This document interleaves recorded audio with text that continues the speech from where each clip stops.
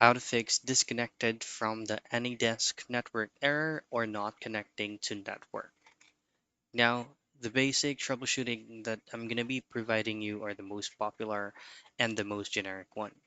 So, of course, the very first thing that you have to double check is make sure that you are connected to your internet service and make sure as well that you have at least a maximum signal bars here for you to be able to get connected on your network.